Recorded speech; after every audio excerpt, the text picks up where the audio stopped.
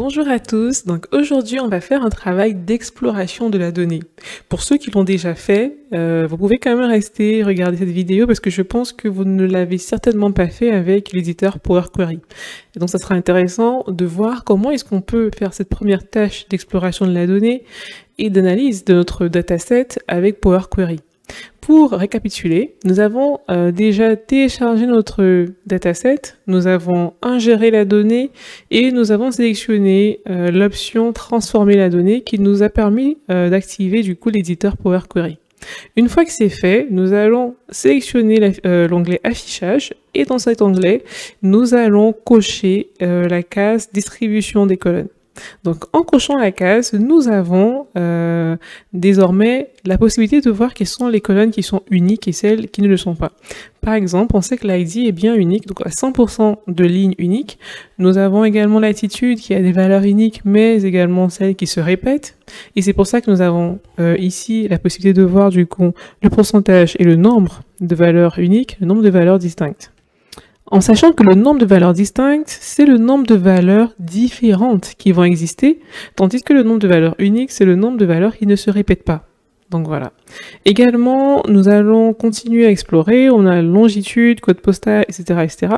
On peut afficher également qualité de la donnée, donc si on coche qualité de la donnée, qu'est-ce qu'on aura? On aura quelles sont les données qui sont valides par rapport à celles qui ne le sont pas. Et comment est-ce qu'il fait pour nous donner un pourcentage de colonnes invalides? Donc ici, par exemple, on voit qu'il n'y a pratiquement aucune colonne qui sera invalide, mais il faut savoir que il va se prononcer par rapport au type de données que qu'il a choisi précédemment. Parce que comme vous avez vu ici, il a par défaut choisi un type de données pour chacune de nos colonnes.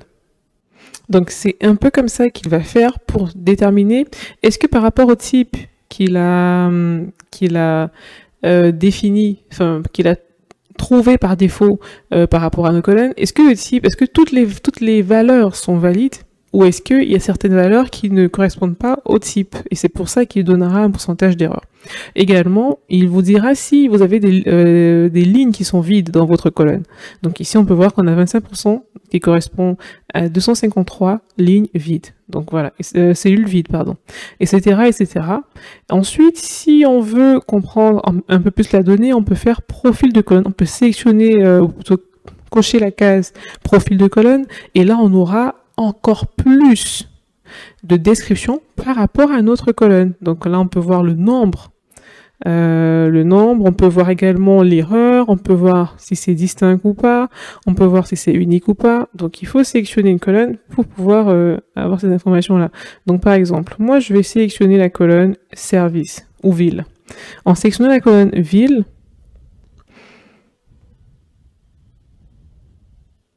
on peut voir du coup la distribution.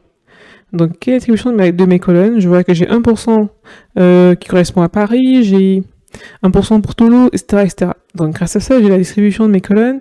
Je vais aussi avoir toutes les informations que j'avais mentionnées précédemment qui vont s'afficher.